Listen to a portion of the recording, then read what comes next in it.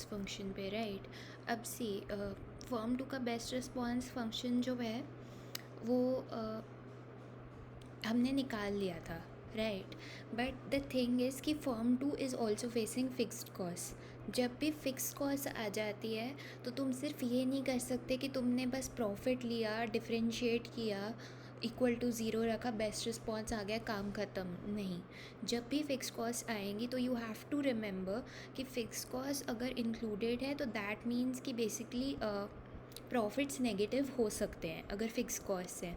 तो एक फर्म सिर्फ तभी क्वांटिटी बनाएगी अगर उसके जो प्रॉफिट्स हैं वो ग्रेटर दैन या इक्वल टू ज़ीरो होंगे, otherwise it will not operate, right. तो ये फैक्ट इंक्लूड करना अपने बेस्ट रिस्पॉन्स में अलग से इज़ वेरी इंपॉर्टेंट, ठीक है। तो firm two is facing fix cost, उसके कारण उसका प्रॉफिट नेगेटिव हो सकता है, राइट। तो how do we show this कि वो बेसिकली तो बेसिकली कुछ कुछ ऐसे लेवल्स होंगे जहाँ पर firm two would not want to produce at all, ठीक है। वो लेवल्स हमें पता करने हैं। एंड व्हेन आई से levels, what do I exactly mean when I से लेवल्स? बेसिकली मेरा कहने का मतलब ये है कि see as a firm you are facing fixed cost और तुम एक ऐसे मार्केट में एंटर करने जा रहे हो जिस मार्केट में ऑलरेडी एक फ़र्म ऑपरेट कर रही है। So if the firms already operating in that market, it means कि अगर वो जो फर्म ऑपरेट कर रही है अगर वो बहुत ज़्यादा क्वांटिटी मार्केट में बना देती है तो that means it leaves a very bare minimum amount of market for you to serve, ठीक है। एंड अगर वो उतना कम मार्केट तुम्हारे पास छोड़ रही है तो और साथ में तुम्हें फ़िक्स कॉस्ट भी कवर करनी है, तो ऐसे केसेस हो सकते हैं कि वो फर्म इतनी ज़्यादा क्वांटिटी बना दे कि तुम्हारे लिए इतना कम मार्केट बच जाए कि तुम अपनी फ़िक्स कॉस्ट कवर ना कर पाओ और तुम मार्केट में एंटर ही ना करो। तो वो कौन सी क्वांटिटीज़ होंगी, वो कौन सा Q1 होगा, वो हम अभी फाइंड करेंगे कि Q1 की कौन सी वैल्यूज़ के लिए फर्म टू एंटर ही नहीं करना चाहेगी मार्केट में, ठीक है। And see what you have to remember is कि हम ये सब कर क्यों रहे हैं। हम ये सब इसलिए कर रहे हैं इन टर्म्स ऑफ Q1 क्यों कर रहे हैं। हम ये क्वेश्चन ही क्यों पूछ रहे हैं कि what are the levels of Q1 जिन पर फर्म 2 जो है वो ऑपरेट नहीं करना चाहेगी। Why are we asking this question? The reason why we are asking this question is कि it's all about best response. तो it's all about how firm 2 responds to different values of Q1, ठीक है। तो see मतलब what I am trying to say is ये firm 2 का profit function है, ठीक है। कैसे आया उस पर मैं अभी 1 मिनट में आऊँगी। बट हम बस ये भी तो कह सकते थे ना कि उसका प्रॉफिट जब भी नेगेटिव होगा तो फर्म 2 एंटर नहीं करेगी मार्केट में। ऐसी एक generic statement we could have made but we are not making that. Instead what we are saying is कि भाई Q1 के ऐसे ऐसे लेवल्स बताओ जिन पर फर्म 2 प्रोड्यूस नहीं करना चाहेगी। क्यों? वो एसेंशियल क्यों है हमारे एनालिसिस के लिए? एक तो लॉजिकली यू कैन अंडरस्टैंड कि अगर फर्म 1 जो है अगर फर्म 1 जो है वो चाह रही है कि मुझे मार्केट में बेसिकली जो ये गेम है पूरा कि एंट्री डेटरेंस वगैरह वगैरह का ऑल ऑफ दैट, तो it's all about two firms competing with each other. तो फर्म 2 को पता होना चाहिए कि फर्म 1 कितनी क्वांटिटी बनाएगी, तो अगर वो इतनी क्वांटिटी बनाएगी तो मुझे फर्म मार्केट में आना चाहिए कि नहीं आना चाहिए। सिमिलरली फर्म 1 को भी पता होना चाहिए कि अच्छा अगर मैं इतनी क्वांटिटी बना लूँ ना तो फर्म 2 नहीं आएगी मार्केट में, ठीक है। तो इस पॉइंट ऑफ व्यू से ये एनालिसिस है, ठीक है।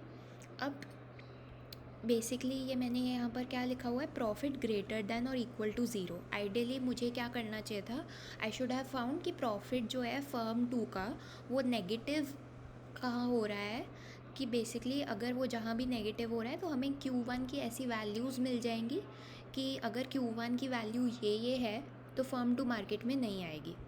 बट ठीक है, greater than equal to zero वाले एनालिसिस से जाओ, उस रास्ते से जाओ, या फिर लेस दैन ज़ीरो वाले रास्ते से जाओ, वैल्यूज़ सेम ही आएंगी। Whatever works for you, that analysis is a little easier to be honest. उसको समझना आसान है कि अच्छा प्रॉफिट नेगेटिव हो रहा है तो मतलब Q1 की ये क्वांटिटी होगी तो firm 2 should not produce. That analysis is easier to understand but leave it, ठीक है।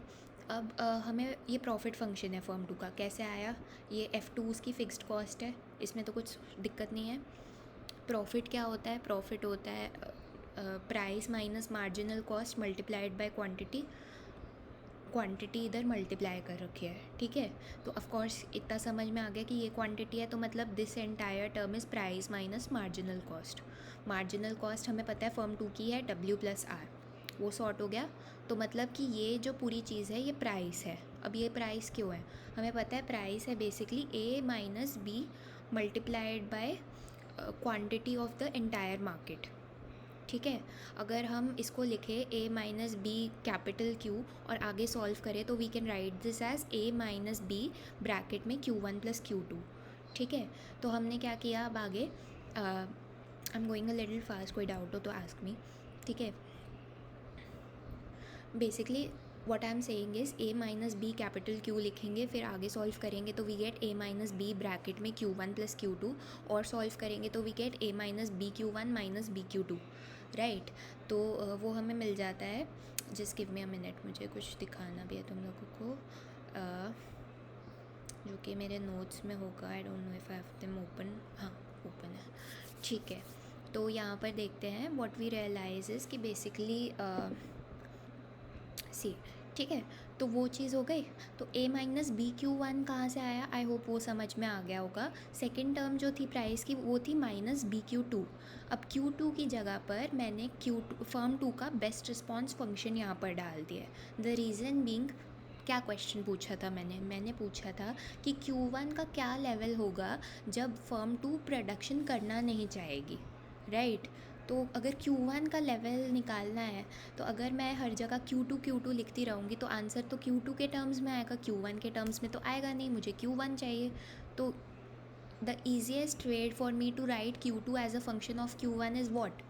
फॉर्म 2 का बेस्ट रिस्पॉन्स। बेस्ट रिस्पॉन्स क्या होता है? Best response gives you Q2 as a function of Q1, तो वो मैंने पुट कर दिया यहाँ पर, राइट। इतना समझ में आ गया। बी यहाँ पर कट गया है तो वही मैंने फिगर में डायरेक्टली लिखा हुआ है। If I go back, B यहाँ पर था ना पिछली पिक्चर में, वो काट रखा है मैंने, तो इसलिए ये डायरेक्ट ऐसा आ गया है, ठीक है। तो दिस इज़ बेस्ट रिस्पॉन्स, ठीक है। तो ये पूरा सॉर्ट आउट हो गया।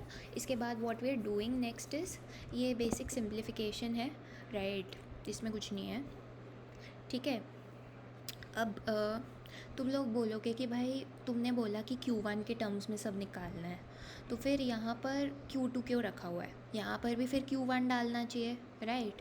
तो वही क्या हुआ है, मैंने इस स्टेप में Q2 की जगह Q1 कैसे डाल सकते हैं? बेस्ट रिस्पॉन्स फंक्शन डालकर, राइट। तो वही डाल रखा है मैंने यहाँ पर, ठीक है। एंड ये बेसिक सिंप्लीफिकेशन है, आई am not getting into it, ठीक है, टाइम कंस्ट्रेंट्स के कारण। If you have any doubts तो लेट मी नो। ये कौन सी ज़माने का खुल गया है, ठीक है, राइट। तो अब जो पिछला था उससे मुझे एक चीज़ तुम्हें बतानी थी। सी, वैसे तो हमें Q1 की वैल्यू निकालनी है, बट ये एक इंटरमीडिएट स्टेप आया है, बीच का एक स्टेप आया है, राइट। अब इस बीच के स्टेप से हमें समझ में आता है कि अगर फर्म 2 की फ़िक्स्ड कॉस्ट बहुत ज़्यादा है तो इन दैट केस उसका प्रॉफिट नेगेटिव हो सकता है, राइट। क्योंकि यहाँ पर हमने कंसिडर किया केस प्रॉफिट ग्रेटर देन और इक्वल टू ज़ीरो, तो हमें मिला कि अगर फ़िक्स्ड कॉस्ट लेस देन और इक्वल टू दिस थिंग होगा तो प्रॉफिट पॉजिटिव होगा। बट अगर ये जो है ये इनइक्वालिटी यहाँ पर इस साइड हो जाए, F2 greater than this thing हो जाए, तो ये इनइक्वालिटी भी चेंज हो जाएगी, राइट। और हमारा प्रॉफिट नेगेटिव हो सकता है। तो यू हैव टू रिमेंबर कि प्रॉफिट फर्म 2 का नेगेटिव हो सकता है अगर fixed cost is too high, right. वो चीज़ हो गई।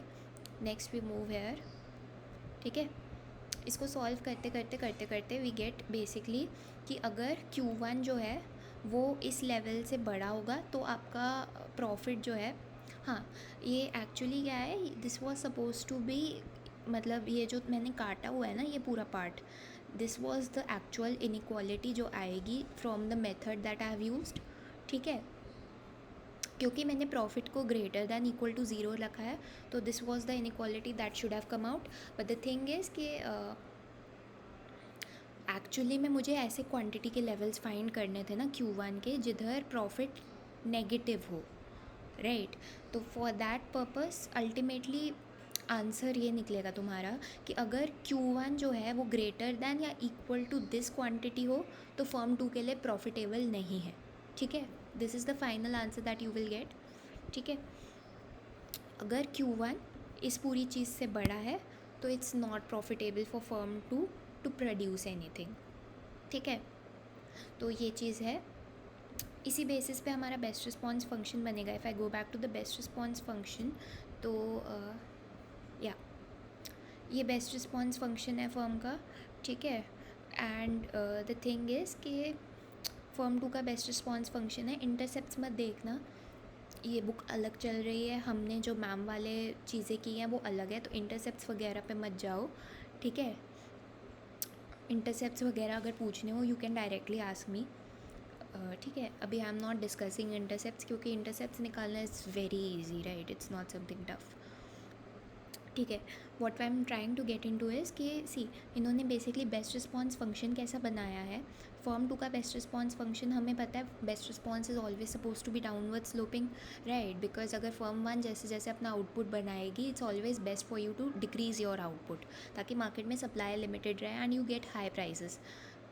तो ये तो नॉर्मल बेस्ट रिस्पॉन्स है. बट द मोमेंट फर्म 1 जो है ये Q1 बार लेवल जो अभी हमने निकाला, राइट, जो पूरी डेरिवेशन की कि Q1 जो है किस लेवल के बियॉन्ड हो तो फर्म 2 के लिए प्रॉफिटेबल नहीं है to enter into the market, वो लेवल है Q1 बार, राइट. तो जैसे ही the moment firm 1 makes quantity equal to और greater than that it's profitable for you to not make anything. तो यहाँ पर जो ये बोल्ड वाला हॉरिजॉन्टल एक्सेस वाला पार्ट है दैट इज़ बेसिकली आगे का बेस्ट रिस्पॉन्स फंक्शन की फर्म 2 के लिए इस पॉइंट के बियॉन्ड इट्स बेस्ट कि वो मार्केट में एंटर ना करे. ठीक है,